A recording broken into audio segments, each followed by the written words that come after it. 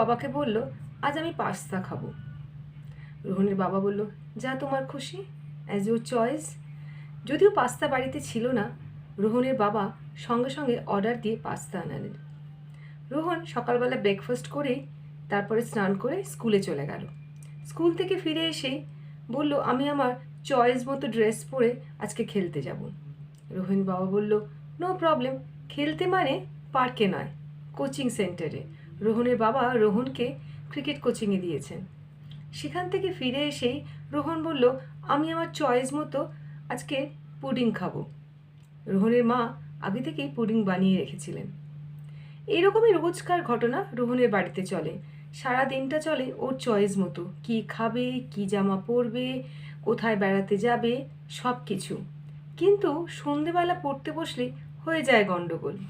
সেখানে কিন্তু রোহনের চয়েস চলে না, সেখানে চলে রোহনের বাবার চয়েস। কোন সাবজেক্টটা আগে পড়বে, কোন হোমওয়ার্কটা পরে করবে, শুধু ওই পড়াশোনার ক্ষেত্রেই নয়। কোচিং সেন্টার রোহনের একদম ভালো লাগে না। রোহনের ক্রিকেট খেলতে একদম ভালো লাগে না। রোহনের ভালো লাগে ড্রামা করতে। স্কুলে ড্রামা ক্লাস হয়, রোহনের খুব পছন্দ, ভীষণ ভালো লাগে। রোহন বলেওছে কয়েকবার বাবাকে, দাও না বাবা আমাকে ড্রামা ক্লাসে ভর্তি করিয়ে, কোচিংয়ে, আমার ড্রামা করতে ভীষণ ভালো লাগে। বাবা বলেন, নাটক করে কি হবে, নাটক করে জীবনে কোনো উন্নতি আছে? পড়াশোনা করো, ক্রিকেট খেলো, দেখো না কত বড় বড় ক্রিকেটার, তাদের লাইফে কত উন্নতি। এ হলো রোজকার ঘটনা।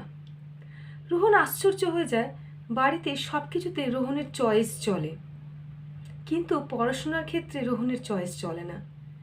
খেলাধুলার ক্ষেত্রে, এক্সট্রা কারিকুলার অ্যাক্টিভিটিসের ক্ষেত্রে রোহনের চয়েস চলে না। রোহন বুঝতে পারে না কোনটা ঠিক কোনটা ভুল। ও ভাবে ও ফিউচার নিয়ে, যখন স্কুলে বন্ধুবান্ধবরা বলে আমি বড় হয়ে কি হতে চাই, তখন একটু কনফিউজ হয়ে যায়।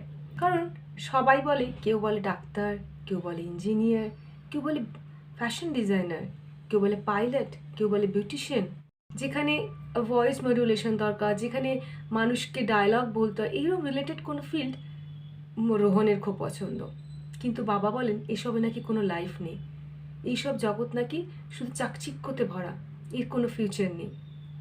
আর মাঝে মাঝে রোহনের মনে হয় রেডিও জকি হতে, কি সুন্দর করে ওরা বলে না, অনেকবারও দেখেওছি ইউটিউবে ওদেরকে, কি সুন্দর করে ওরা কথা বলে, কি সুন্দর করে ওরা ছোট ছোট গল্প বলে, মানুষকে হাসায়। রোহনের কিন্তু খুব পছন্দ এই জিনিসটা, যদিও রোহন জানে না এই ফিল্ডটাকে কি বলে, তাই ও বলে ড্রামা। রোহনের বাবার একদম পছন্দ নয়। যাই হোক, রোহনের কিন্তু স্কুলে যেতে ভীষণ ভালো লাগে। কেন জানেন? কারণ স্কুলে ডিফারেন্ট টাইপ অফ অ্যাক্টিভিটিস হয়। রোহন টিচারকে একদিন জিজ্ঞেস করেছিল, ম্যাম, আমি যা খেলতে চাই, আমি যেভাবে পড়াশোনা করতে চাই, আমার পাশে বসে শিবম, ও যেভাবে অ্যাক্টিভিটিস করতে চায়, সবার জন্য ডিফারেন্টভাবে তোমরা অ্যাক্টিভিটিস তৈরি করো। কি করে করো, কি করে হয় এটা? স্মার্ট বোর্ডে আমরা ডিফারেন্ট টাইপ অফ অ্যাক্টিভিটিস করি, আমাদের ভীষণ মজার লাগে পড়াশোনা করতে। আর যেটা যেভাবে আমরা পড়াশোনা করতে চাই, তোমরা আমাদেরকে সেভাবেই করাও, সব কিছু তোমাদের রেডি থাকে, কি করে তোমরা করো? ম্যাম বললেন, this is call artificial intelligence, AI, uses of AI. এটা একটা ডিফারেন্ট টেকনোলজি, তুমি এখন এটা বুঝবে না। এটার সাহায্যে তোমরা কিভাবে পড়াশোনা করতে চাও, কিভাবে তোমাদের প্রবলেমটা সলভ করা যায়, কিভাবে আমরা লেসন প্ল্যান করব, সব কিছু আমরা রেডি করতে পারি। আর এই আমাদের প্রিয় বন্ধু, তাই এ তোমাদেরও প্রিয় বন্ধু, কারণ তোমরা যেভাবে পড়াশোনা করতে চাও মজারভাবে, লার্নিং থ্রু প্লেইং, সেভাবেই ও তোমাদের জন্য রেডি করে, কারণ তোমরা তো ছোটো। রোহনের তাই ভীষণ ভালো লাগে স্কুলে যেতে।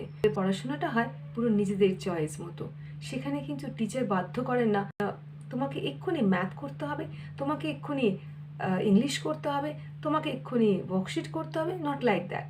যার জন্য পড়াশোনাটা রোহনের কাছে স্কুলে ভীষণ মজার, কিন্তু বাড়িতে একদম মজার নয়। বাবা একদম বোঝেন না। হ্যাঁ, আজকাল সব জায়গায় এই টেকনোলজিটা ব্যবহার করা হচ্ছে, আর্টিফিশিয়াল ইন্টেলিজেন্স, এআই। এই এআই ইউজ করে শুধু স্টুডেন্টরা নয়, পেরেন্টরাও ভীষণভাবে বেনিফিট হচ্ছেন। কারণ আজকাল আর আগের মতো বাচ্চাদেরকে বোর্ড থেকে হোমওয়ার্ক কপি করতে হয় না, ডিরেক্টলি যা যা হোমওয়ার্ক ও ওয়ার্কশিট সব কিছু ডিরেক্টলি পেরেন্টদের কাছে চলে আসে through this technology. How are you and your kids experimenting with AI at home? We use Google Lens for homework. I don't want to get him in trouble, but the class allows you to do that. But Sometimes he asks me for help on math. I don't know, sometimes I'm lazy and I pretend as if I'm thinking, but I'm also using Google Lens to kind of figure out the answer. Through this technology আমরা আমাদের বাচ্চাদেরকে পড়াতে গিয়ে যদি কোনো problem face করি, nicely আমরা সেটাকে সলভ করতে পারি এবং খুব মজারভাবে। এবং বাচ্চাদেরকে আমরা বাউন্ড করি ক্রিটিক্যাল থিঙ্কিং করতে, এক্সপ্লোর করতে, এক্সপিরিয়েন্স করতে। These are the part of education. Education মানে শুধু পুঁথিগত বিদ্যা নয়। আজকাল এডুকেশন মানে বাচ্চাকে যত এক্সপিরিয়েন্স করতে দেওয়া হবে, যত এক্সপ্লোর করতে দেওয়া হবে, যত তাকে চিন্তা করতে দেওয়া হবে, এটার পরে এটা কেন হলো বা এটা কীভাবে হলো, এই সমস্ত কিছু কিন্তু বাচ্চাকে আমরা আজকাল ফোর্স করছি। তার জন্যে পড়াশোনাটাও আমরা চাই বাচ্চাদের কাছে যেন ভীষণ ইন্টারেস্টিং হয়, নট বোরিং। আচ্ছা ঠিক আছে, বাচ্চা যদি মনে করছে এখন আমি ইংলিশ নয়, আমি এখন সায়েন্স করব, আমি মনে করি প্যারেন্টদের সেটা একটু ভাবা উচিত, সেক্ষেত্রেও চয়েস দেওয়া উচিত। কারণ ইন ফিউচারে কিন্তু এই কনফিউশনটা যে পড়াশোনার ক্ষেত্রে কেন আমার চয়েস নেই বা পড়াশোনাটা আমার কাছে কেন বোরিং, সেটা যেন ইন ফিউচারে গ্রো না করে, তাহলে কিন্তু ওর কেরিয়ারটা ঠিক করার ক্ষেত্রে একটা বিশাল বড় কোয়েশ্চেন মার্ক হয়ে যাবে। এবং সেই কোয়েশ্চেন মার্কের পেছনের রিজনটা কিন্তু হবেন আপনি, প্যারেন্ট। বাচ্চাকে চয়েস করতে দিন না, ও কিসে পছন্দ করে, কি করতে ভালোবাসে, সবটাই এডুকেশন। শুধু পুঁথিগত বিদ্যা, বই পড়ে ওয়ার্কশিট করা, এক্সাম দেওয়া, এক্সাম নয়, এডুকেশন নয়। সব কিছুই এডুকেশন। ছোট্টবেলা থেকে বড় হওয়া, প্রতিটা স্টেপে স্টেপে বাচ্চা শেখে। Everything is education. কী করে অ্যাকসেপ্ট করতে হয়, কী করে টলারেন্স করতে হয়, কী করে এক্সপ্লোর করতে হয়, কী করে প্রজেক্ট করতে হয়। তাহলে পেরেন্ট আজ থেকে একটু নতুন করে একটু অন্যরকমভাবে চিন্তা করা যাক।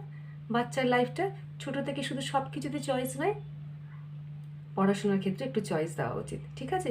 আর একটা কথা, খাওয়া দাওয়া সব কিছুর পেছনে চয়েস দিন, কিন্তু চেষ্টা করবেন বাচ্চাকে নিয়ে একসাথে বসে এক টেবিলে বসে খেতে, এবং সেইখানে সেই টেবিলে যা খাবার থাকবে তার মধ্যে চয়েস করতে।